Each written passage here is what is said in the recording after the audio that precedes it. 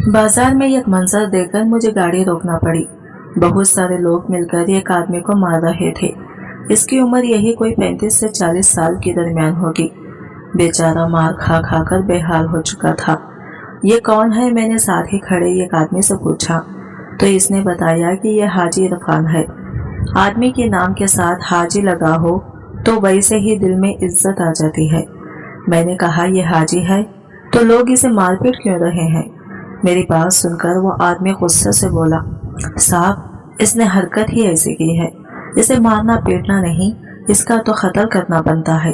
क्या तुम ये कैसी बातें कर रहे हो?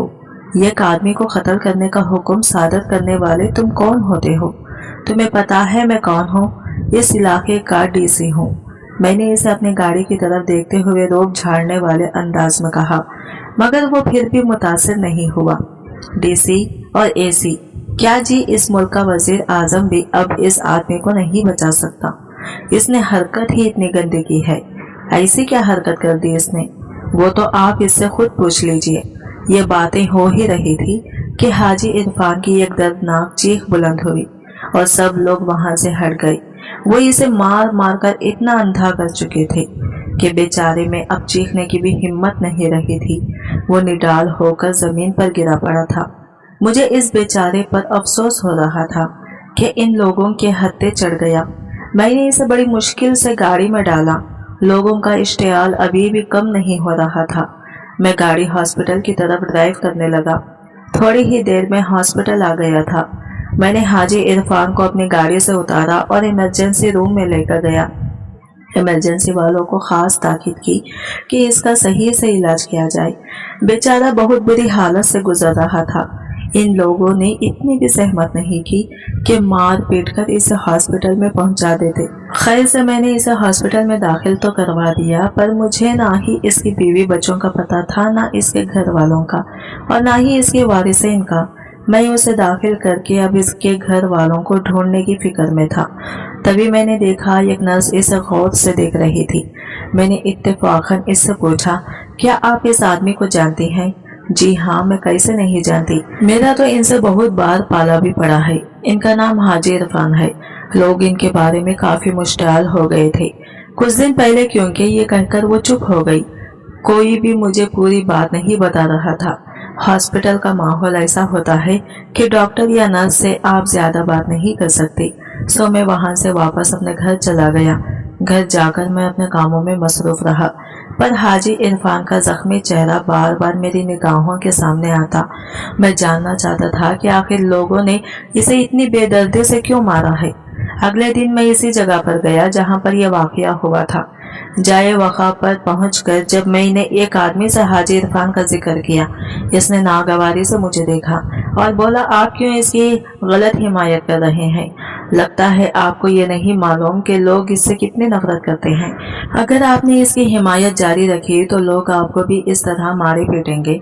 तो खुदा के लिए अपना ख्याल रखें, अपना नहीं तो अपने घर वालों के लिए हाजी इरफान की हिमायत छोड़ दें। मैंने इस आदमी से इन लोगों के घर का पता लिया और वहां पहुंच गया। मैंने गाड़ी का हॉर्न दिया, मगर कोई बाहर नहीं आया। लगता है कि हाजी इरफान के घर वाले भी डर गए थे। मैं गाड़ी से खुद उतरा, घर के दरवाजे पर दस्तक दी तो अंदर से एक डरी सहमी आवाज आई, जी कौन? मैं इस इलाके का डीसी हूँ। आप फिक्र न करें, आपको मुझसे कोई खतरा नहीं होगा। मैं तो सिर्फ ताजियत के लिए आया हूँ। मैंने ये कहना था कि इस औरत ने दरवाजा खोल दिया। इसकी सांसें फूली हुई थी और चेहरे पर डर की दास्तान लिखी हुई थी। वो बहुत घबरा रही थी। जवान औरत थी, उम्र 27-28 साल से ज्यादा नहीं होगी। इस कदर घबराई हुई औरत मैंने पहले कभी नहीं देखी थी। वो तो 28 साल की उम्र में 10 साल की बच्ची की तरह सहमी हुई लग रही थी। जरूर इसकी वजह इन लोगों का तंग करना होगा। मेरे दिल में बहुत गुस्सा था। आप हाजी इरफान की बीवी हो? मैं इसने एकदम से कहा और मुझे अंदर आने के लिए रास्ता छोड़ा। मैं अंदर गया तो देखा घर की बुरी हालत थी। घर इतना ज्यादा खूबसूरत नहीं था, सलीके से सजाया गया था। हाजी इरफान की बीवी बहुत उदास थी, आंखों से जैसे अभी आंसू बहने लगेंगे। मैंने कहा कि हाजी इरफान के बारे में मुझे मालूमात हासिल करनी है। बोली कि इसके बारे में तो सभी को पता है, बेचारे से गलती ही क्या हुई, बस इसने एक मशीन बना दी। एक लोग इसके पीछे पड़ गए। मशीन? कैसी मशीन बना दी है इसने? और मशीन बनाने की वजह से लोग क्यों दुश्मन हो गए और मशीन किस काम आती है। मेरी ये बात सुनना था कि हाजी इरफान की बीवी फूट फूट कर रोने लगी। बस साहब जी, आपको क्या बताऊं, नेकी का तो जमाना ही नहीं है। मेरा शौहर लोगों के चेहरों पर खुशियां बिखेरता था, पर इन लोगों को ये बात रास नहीं आई। मुझे तो लगता है कि हमारे बुरे दिन चल रहे हैं। वो औरत इधर उधर की बातें करने लगी। मुझे बहुत देर हो रही थी। मैंने इससे पूछा भी कि हाजी इरफान ने कौन सी मशीन बनाई है। कहने लगी कि हाजी साहब ने जो मशीन बनाई है वो इनके अपने कमरे में मौजूद है।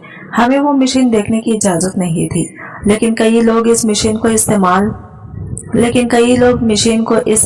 करने के लिए आते थे। इन्हें फायदा होता था। बस इसी वजह से मैंने कभी अपने शौहर के काम में मुदाखलत नहीं की। वो कहते थे कि वो लोगों की मदद कर रहे हैं, मैं क्या इन्हें रोकती। मैं तो खुद एक गरीब घराने से आई हूँ। हमेशा अपने शौहर की बात मानने का दुरुस्त मिला है। हमें बस आप ये देख लें कि हाजी इरफान ने जो भी किया वो अपने लोगों के भले के लिए किया। आप मुझे वो मशीन दिखा सकती हैं? मैंने इसकी सारी बातों को नजरअंदाज करके पूछा। जी, लेकिन हाजी साहब ने अपने कमरे को हर वक्त ताला लगाया होता था। अब जबकि वो इन लोगों की वजह से हॉस्पिटल चले गए हैं, तो इस ताले की चाबी भी हाजी साहब के पास है। मैं तो इनके कमरे की चाबी रखती ही नहीं। जी, ये कहकर वो मुतमईन होकर बैठ गई। मैंने कहा कि हाजी साहब तो बहुत बुरी हालत में है। मुझे नहीं मालूम कि इनके पास इस कमरे की चाबी होगी या नहीं। आप मुझे ये ताला तोड़कर इस कमरे में मौजूद मशीन दिखा दें। मेरी बात सुनकर इस औरत के चेहरे का रंग उड़ गया। ऐसा कैसे हो सकता है? माना कि आप सरकार के ऑफिसर हैं, पर इतने भी तो बड़ी ज्यादती ना करें कि किसी के घर आकर इसके घर का ताला तोड़कर अंदर सर्वे करें। और वैसे भी हाजी साहब को ठीक होने दें, वो सारी बात आपको खुद बता देंगी। मैं इस तरह इनके गैर मौजूदगी में कमरे के ताले को नहीं तोड़ सकती। मेरी बात को समझने की कोशिश करें। मैं इस औरत की बात सुनकर चुप हो गया था। जाहिर है अब ये भी नहीं कह सकता था कि मुझे दरवाजा खोलने की इजाजत दो, क्योंकि वो इसकी बीवी थी। मेरे पास इसके शौहर की गिरफ्तारी का या इस घर की तफ्तीश का वारंट नहीं था। मैं तो अपनी जाती दिलचस्पी के बिना पर यहाँ आया था। मैंने इससे इजाजत ली और इस घर से निकल आया। अब जब तक हाजी इरफान ठीक नहीं हो जाता था, इसे होश नहीं आता था, मैं कोई बात नहीं कर सकता था। खामखा एक औरत का दिल दुखाकर मुझे क्या मिलना था। अगले दिन का इंतजार करने लगा। सुबह सुबह हॉस्पिटल गया तो हाजी इरफान को होश आ चुका था। इसकी बीवी को इस बारे में पता था, लेकिन वो अभी तक हॉस्पिटल में नहीं आई थी। इससे पहले कि मैं हाजी इरफान के कमरे में इसकी ताज़ियत करने जाता, बाहर हॉस्पिटल के मुझे शोर सुनाई दिया। मैंने देखा हाजी इरफान की देवी हॉस्पिटल के अंदर दाखिल होने की कोशिश कर रही थी, पर लोग इसे काफिर कह रहे थे। कुछ लोग तो इसे कहते थे कि तुम भी इस जुर्म में बराबर की शरीक हो, तुम भी इसकी मशीन इस्तेमाल करके ही यहाँ पहुंची हो, तुम्हें ऐसे नहीं करना चाहिए था। वो बेचारी औरत को तंग कर रहे थे। मैंने जाकर इन लोगों को भगाया। हाजी इरफान की बीवी को अंदर लेकर आ गया। वो अपने शौहर से मिलने के लिए हॉस्पिटल के स्पेशल वार्ड में चली गई। हाजी इरफान को होश आ चुका था। वो बहुत बुरी तरह फंसा हुआ लग रहा था। लगता था जैसे अभी रो देगा। आंखों में निदामत और शर्मिंदगी थी। वो अपनी बीवी से मिला तो मैं बाहर खड़ा होकर इसकी बीवी के जाने का इंतजार करने लगा। आधे घंटे के बाद वो वार्ड से बाहर निकली तो मैं अंदर दाखिल हुआ। हाजी इरफान मुझे देखते ही डर गया। मैंने कहा, तुम्हें डरने या घबराने की कोई जरूरत नहीं है, मैं तुम्हारी मदद करने आया हूँ। बाकी लोगों की तरह तुम्हें मारूंगा नहीं। यह बात सुनकर इसके चेहरे पर फीके से मुस्कुराहट आई। बोला कि आप बहुत अच्छे हैं, मुझे आपसे उम्मीद है कि आप मेरी मदद करेंगे। यह कहकर मैं इसके पास बैठ गया। मैंने इसे तसल्ली दी। पूछा कि तुम्हें लोग क्यों मार रहे थे। मेरी बात सुनकर वो रोने लगा। बोला कि बस मैं आपको क्या बताऊं, मैंने तो एक मामूली सकी मशीन ईजाद की थी। इस मशीन से बहुत लोगों को फायदा हुआ, लेकिन फिर जब मैं कुछ लोगों का काम नहीं आ सका तो उन्होंने मार मार कर मुझे आगमोहा कर दिया। आपको पता है कि मैं हाजी हूँ, मैंने हज किया है, इस्लाम के सारे कानून को समझता हूँ, लेकिन फिर भी इन लोगों ने मेरे साथ ये सुलूक किया। ये मुल्क तो भलाई के लिए काबिल ही नहीं। हाजी इरफान फिर रोने लगा। मुझे इस पर तरस आ गया। मैंने कहा, तुम मुझे सारी बात बता सकते हो। अगर तुम सच बोलोगे तो तभी मुझे तुम्हारे बारे में मालूम होगा, मैं तुम्हारा केस हल करवा सकूंगा। अभी मैं बातें कर ही रहा था कि कमरे में नर्स आ गई। वो बोली कि फिलहाल आप इनसे बात नहीं कर सकते, इनकी हालत थोड़ी नाजुक है, आप कमरे से बाहर चले जाएं। जब ये डिस्चार्ज हो जाएंगे तो आप इनसे लंबा इंटरव्यू कर लीजिएगा। नर्स के कहने पर मैं हाजी इरफान को हॉस्पिटल में छोड़कर आ गया। अगले 2-3 दिनों में वो चलने फिरने के काबिल हो गया था। सो मैं इसको अपने घर ही ले आया। मैंने इसे अपने घर में लाकर बहुत खिदमत की। हाजी इरफान के चेहरे पर अजीब सी बेयकीनी थी, जैसे इसे मेरे अच्छे सलूक पर यकीन नहीं आ रहा हो। जाहिर है जब आपको इतने लोग मार पीट चुके हों तो जिंदगी में बेयकीनी आ ही जाती है। मैंने इसे पूरी कहानी सुनना थी। मैं चाहता था कि मैं हाजी इरफान के बारे में हर मालूमात हासिल करूं, वरना तो मैं इसके केस तक नहीं पहुंच सकता था। मैंने इससे सवाल किया कि तुमने कौन सी मशीन बनाई थी। कहने लगा कि मैंने ये कैसी मशीन बनाई थी जिसे हलाले वाली मशीन कहते हैं। हलाले वाली मशीन? हलाला तो तलाक के बाद होता है, और वो तो सिर्फ एक इंसान के साथ शादी करने से ही होता है। तुम ये क्या कह रहे हो कि तुमने हलाले वाली मशीन बना दी? मुझे थोड़ा थोड़ा गुस्सा भी आ रहा था। मेरा गुस्सा देखकर वो चुप हो गया।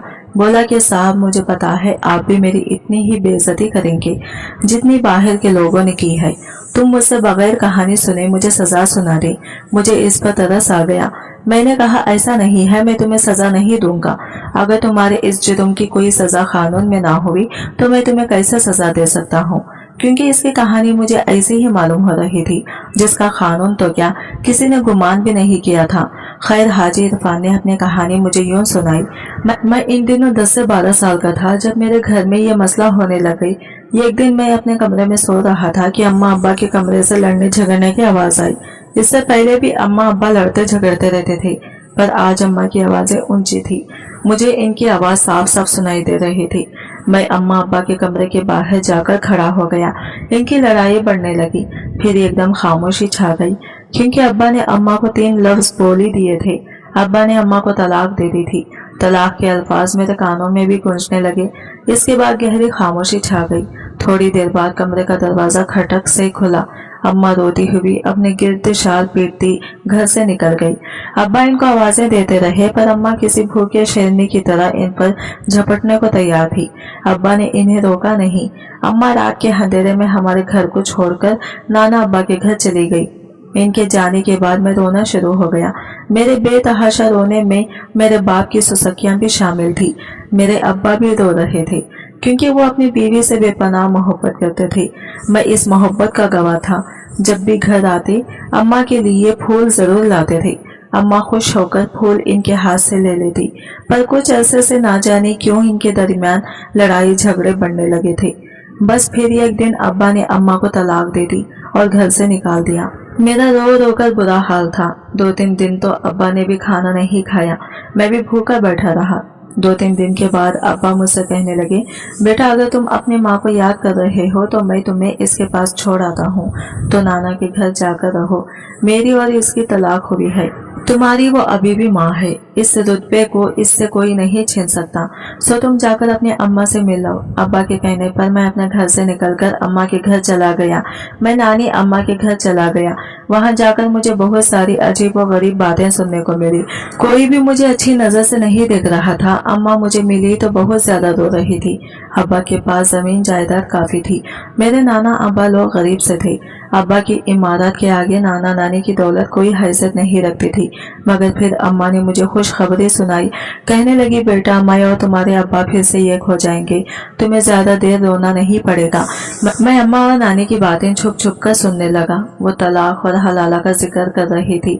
कुछ ही दिनों के बाद अम्मा की शादी तय पा गई। मैं यहाँ पर रहते हुए ये बात जान चुका था कि 1 हफ्ते बाद मेरी अम्मा की शादी किसी आम आदमी से करवा दी जाएगी, जो कि अम्मा को तलाक दे देगा, और इसके बाद अम्मा फिर से एक साथ रहने लगेंगे।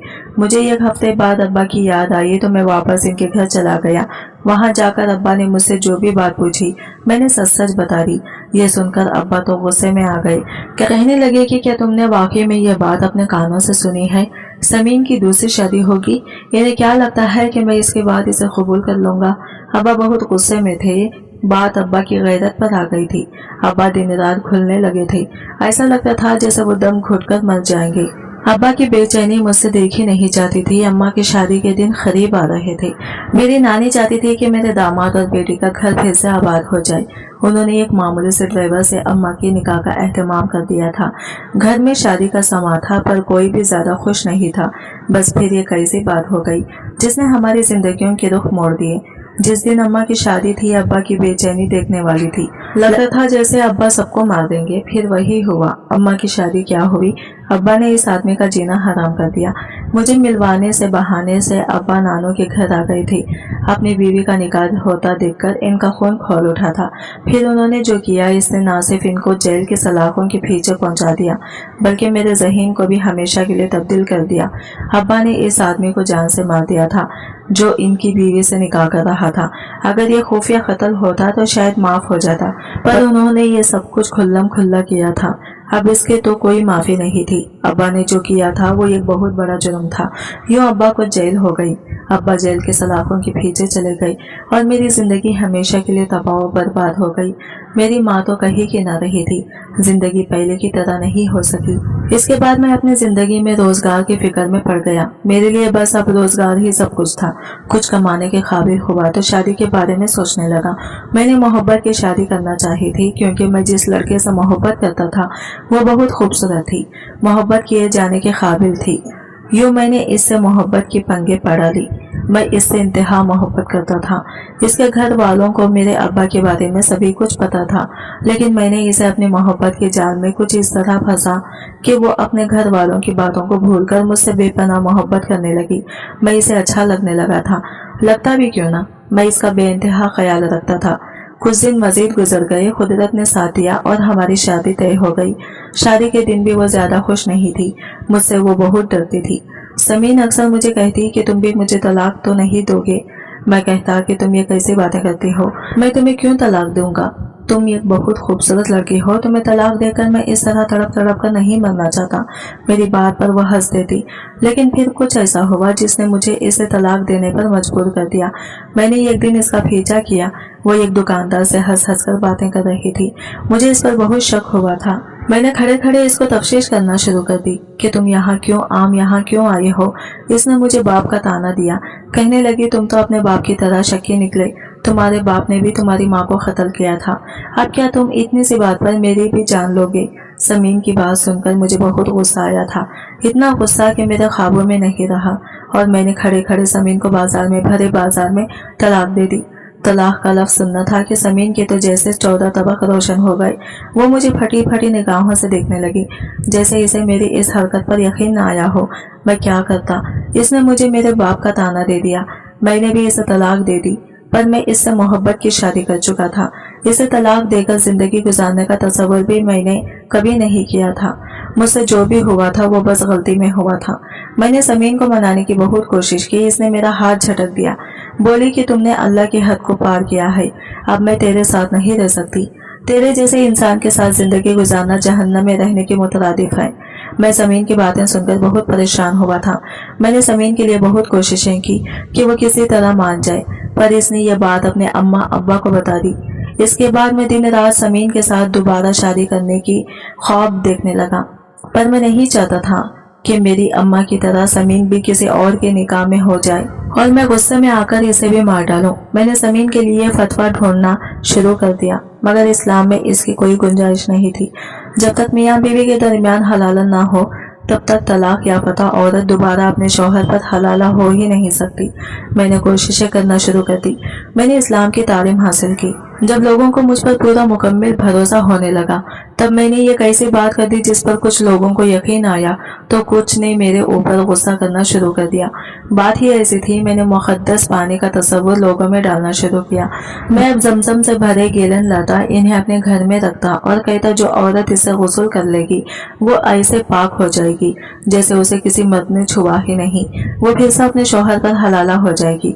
मेरी ये बात यकीन करने के काबिल नहीं थी, लेकिन क्योंकि कुछ लोग मेरे साथ मिले थे, ऐसे लोग जो अपनी बीवियों को तलाक दे चुके थे, अपने फायदे के लिए उन्होंने मेरी इस बात में मेरा साथ देना शुरू कर दिया। चुनाचा मैं भी समीन को पाने की खातिर इस कदर अंधा हो गया कि मैंने अपनी आखिरत भी बर्बाद कर डाली। हलाले वाली मशीन के नाम से मैंने ये कमरा बना दिया जहाँ पर आबे जमजम से नहाने का इंतजाम भी मौजूद था, और बस कुछ ऐसे तबरकात जिनके इस्लाम में कोई जगह नहीं। लेकिन मैं समीन को पाने की खातिर खुद गुजर हो चुका था। मैंने अपने साथ और भी लोगों को बहकाना शुरू कर दिया। मैं अपने मदरसे के नाम का गलत इस्तेमाल करता, कहता कि यह फतवा तो उन्होंने दिया है। मैं बड़े बड़े उलमाए का नाम लेता, लोग मेरी बात पर मजबूर हो जाते। यूं मैं समीन को दोबारा हासिल करने में कामयाब हो गया। लेकिन ये खेल कब तक चलता। लोगों ने जाकर मदरसे वालों को इस बात की इत्तला कर दी। वो बहुत बरहम हुए। मैं इनका चहीता तालिब इल्म था, मैंने वहाँ से तालीम हासिल की थी, लेकिन जो मैंने किया था वो नाकाबिले माफ़ी जुर्म था। बस इसी वजह से लोगों को मुझ पर गुस्सा है। लोग मुझे जान से मारना चाहते हैं। डीसी साहब, आप मुझे बचा लें, मैं आपको सारी जिंदगी दुआएं दूंगा। मेरे घर में वो आदमी अभी भी पड़ा है। अब आप ही बताएं कि मैं इस शख्स को माफ करूं या फिर इसकी बीवी बच्चों की परवाह न करते हुए इसे कड़ी से कड़ी सजा दूं। आपके ख्याल में मुझे क्या करना चाहिए? आज की वीडियो कहानी आपको कैसे लगी कमेंट करके जरूर बताएगा, और वीडियो अच्छी लगी है तो लाइक शेयर जरूर कीजिएगा, हमारे चैनल को सब्सक्राइब करें फ्रेंड्स। मिलते हैं अगले वीडियो के साथ, तब तक के लिए बाय बाय, टेक केयर, अल्लाह हाफिज।